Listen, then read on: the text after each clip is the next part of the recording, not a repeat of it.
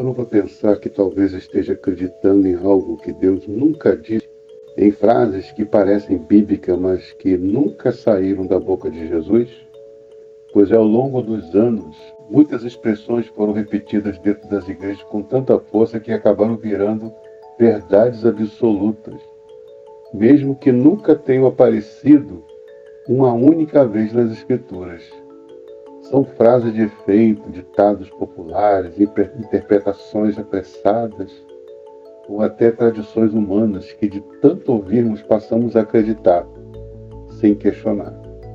E o pior, muitas delas não só distorcem a verdade do Evangelho, como também enfraquecem a fé de quem ouve, gera culpas desnecessárias e cria uma imagem completamente errada de quem Deus realmente é. Nesse vídeo eu quero te convidar para uma jornada de confronto e revelação. Vamos desmascarar 10 mentiras que muitos cristãos acreditam como se fossem parte da Bíblia, mas que na verdade nunca estiveram lá. Algumas dessas ideias podem até parecer inofensivas, mas se não forem corrigidas, elas nos afastam da verdade que liberta. Então fica até o final, porque talvez você descubra que está colocando a sua fé em algo que Deus nunca ensinou. A primeira mentira que muitos cristãos acreditam é: se você tiver fé suficiente, Deus vai te curar. À primeira vista, essa frase até parece bonita, cheia de esperança, mas por trás dela existe uma armadilha emocional muito perigosa. Porque quando a cura não acontece, a culpa recai sobre quem está sofrendo. Foi falta de fé, isto é injusto e antibíblico. O próprio Jesus, mesmo com todo o seu poder, não curou todos os enfermos em sua época. E nem por isso podemos dizer que aquelas pessoas tinham pouca fé. A verdade é que a fé não é garantia de milagre. Fé é confiar em Deus mesmo quando o milagre não vem. Fé é continuar orando mesmo sem resposta. Fé é acreditar que Deus é bom mesmo quando o diagnóstico é ruim. A cura divina é um ato de soberania, não uma moeda de troca. Sim, Deus pode curar, com certeza. Ele tem poder para isso. Mas ele também pode agir de outra forma e em tudo continuar sendo Deus. Portanto, não se deixe aprisionar por essas mentiras que transformam a fé em cobrança. A fé que agrada a Deus é aquela que confia, não a que exige. A segunda mentira que parece bíblica, mas não é o dinheiro é a raiz de todo o mal. Essa frase circula como se estivesse em algum versículo, mas não está. O que a Bíblia realmente afirma em 1 Timóteo capítulo 6, versículo 10, é que o amor ao dinheiro é a raiz de todos os males. E aqui mora uma diferença gigantesca.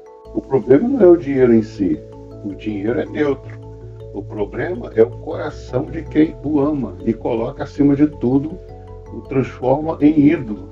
Com o dinheiro você pode alimentar os pobres ou financiar injustiças.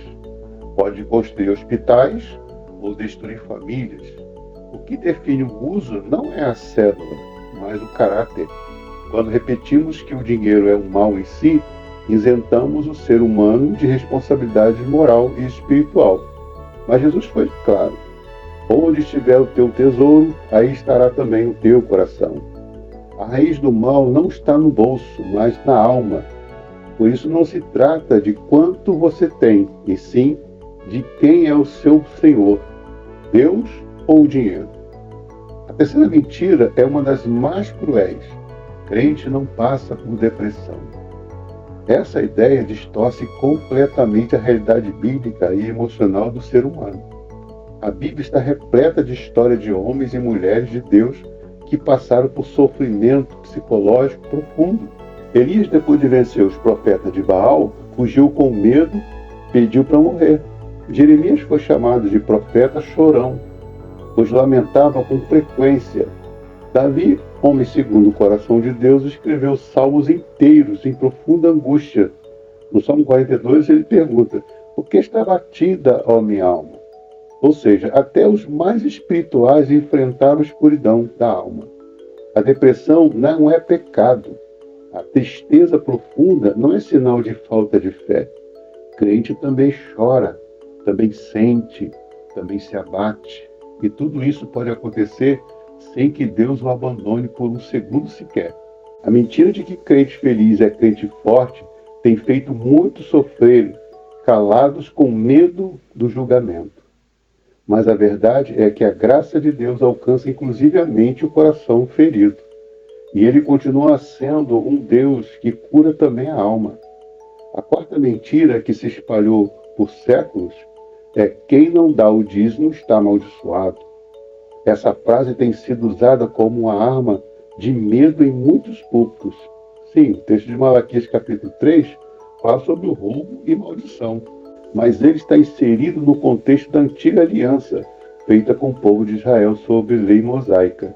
Naquele tempo, o dízimo era uma obrigação legal, destinada ao sustento dos levitas e ao funcionamento do templo. Mas hoje vivemos debaixo da nova aliança, selada no sangue de Jesus. O sacerdócio levítico foi encerrado. Não estamos mais debaixo da maldição da lei. Quando usamos o dízimo como ameaça, transformamos a oferta em chantagem e Deus em um cobrador impiedoso. Mas o Novo Testamento nos ensina algo completamente diferente. Cada um contribua segundo o que propôs no seu coração, com alegria e não por obrigação. Deus ama quem dá com liberdade e sinceridade. O problema nunca foi o dízimo, mas a motivação. Dê por amor, não por medo. Contribua por gratidão, não por culpa. Porque a verdadeira adoração é livre, não forçada. A quinta mentira é tão comum que muitos acreditam de olhos fechados. Orar forte é orar gritando. Em muitas igrejas criou-se a ideia de que quanto mais alto for o tom da oração, maior será a sua autoridade espiritual. Mas isso não tem base nas palavras de Jesus. Pelo contrário, em Mateus 6, ele ensinou que a oração eficaz é feita em secreto, com humildade, longe das aparências. Jesus disse: quando orares, entra no teu quarto, fecha a porta e ora ao teu Pai que vê em secreto. A força da oração não está no volume da voz, mas na sinceridade do coração. Não é o grito que move o céu, é a fé, a entrega, a intimidade com o Pai. Sim, há momento de clamor intenso, de intercessão fervorosa, mas não confunda fervor com barulho. A oração mais poderosa pode ser silenciosa, mas cheia da presença de Deus. Quando gritamos por costume, podemos estar fazendo uma performance, tentando provar espiritualidade para os outros. Mas Deus não ouve espetáculo. Deus ouve verdade. Então, não se preocupe com o som, se preocupe com a alma, porque Deus responde ao coração sincero, não ao microfone mais alto. A sexta mentira que muitos cristãos repetem é: Deus não dá mais do que você pode suportar. Embora essa frase soe reconfortante, ela é fruto de uma interpretação equivocada. 1 Coríntios capítulo 10, versículo 13, onde Paulo fala sobre tentações e não sobre sofrimentos da vida. O texto diz que Deus não permitirá que sejamos tentados, além do que podemos suportar, que com a tentação virá escape. Mas quando se trata de dores, perdas, traumas, pressões da vida, a Bíblia mostra que, sim, Deus permite situações acima da nossa capacidade humana. Por quê? Porque é justamente nesses momentos somos levados a depender completamente dele. Paulo, em 2 Coríntios 18, versículo 9, afirma que passou por tribulações tão grandes que chegou a perder a esperança de viver, para que não confiássemos em nós mesmos, mas em Deus. Ou seja, há sim sofrimentos que ultrapassam nossas forças, mas que nos conduzem a um lugar mais profundo de fé e rendição. Deus não quer que você aguente tudo sozinho. Ele quer que você aprenda a depender dele em tudo. A sétima mentira é: quem tem Jesus não sofre. Essa frase é tão comum quanto perigosa. Ela cria a falsa ideia de que o Evangelho é um seguro contra a dor. Mas Jesus nunca prometeu ausência de sofrimento. Pelo contrário, em João 16,33 ele diz: no mundo tereis aflições. O cristão não está imune às dores da vida. Ele apenas tem um consolador no meio delas. A presença de Cristo não nos livra do choro, mas nos dá paz durante a lágrima. Não elimina o vale, mas caminha conosco nele. Muitos se decepcionam com Deus, porque acreditaram que servir a Deus, a Jesus, seria garantia de felicidade contínua. Mas o Evangelho verdadeiro ensina que a cruz, a renúncia, a luta e que tudo isso pode coexistir com a verdadeira alegria espiritual. Não a alegria rasa de ausência de problemas, mas a profunda paz em quem confiou. Por isso, sofrer não é sinal de falta de fé. Sofrer com Jesus é diferente de sofrer sem Ele. E é exatamente aí que a fé se prova verdadeira. A oitava mentira é: devemos aceitar tudo calados, porque Deus quis assim. Essa ideia fatalista impede muitos cristãos de expressarem suas emoções diante de Deus, como se reclamar, chorar ou até questionar fosse falta de fé. Mas a Bíblia nos ensina o contrário. Jó questionou, chorou, lamentou, e mesmo assim Deus disse que ele falou que era reto. Davi escreveu salmos inteiros de angústia, desabafo. O profeta Abacuque teve coragem de perguntar: até quando, Senhor? E nenhum deles foi rejeitado. Deus não quer robôs que aceitam tudo sem reação. Ele deseja relacionamento verdadeiro, onde há espaço para a dor, para a dúvida, para o clamor. Em Filipenses capítulo 4, versículo 6, Paulo, ele diz: apresenteis a Deus as vossas petições. Ou seja, falar com Deus é um convite constante. Não há problema em questionar, desde que com reverência e coração sincero. A fé madura não é passiva, é viva, honesta, ousada. Deus não tem medo das suas perguntas. Ele é um pai que escuta, consola e responde ao tempo certo. E muitas vezes é um grito de socorro que nascem os milagres mais profundos. A nona mentira é: a pessoa colhe exatamente o que plantou sempre.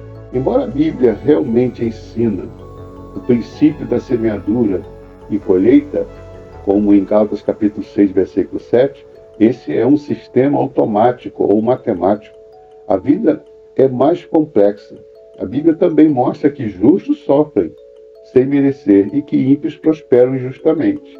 É o que o salmista Asaf descreve no Salmo 73, quando diz: quase tropecei, porque vi a prosperidade dos ímpios. Jó é outro exemplo. Um homem justo que passou por perdas devastadoras, não por pecado, mas por um propósito maior. Isso nos ensina que a colheita nem sempre é imediata e nem toda dor é castigo. Às vezes colhemos sim o que plantamos, mas em outras vezes colhemos o que não entendemos.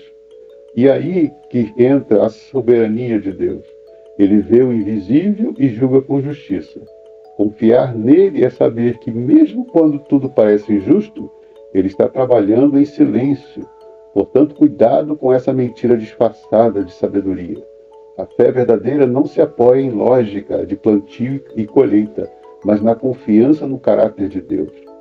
A 10ª e última mentira é: se algo ruim aconteceu, é porque Deus está te castigando. Essa visão distorcida transforma Deus em um juiz impiedoso, pronto para punir cada erro com uma tragédia.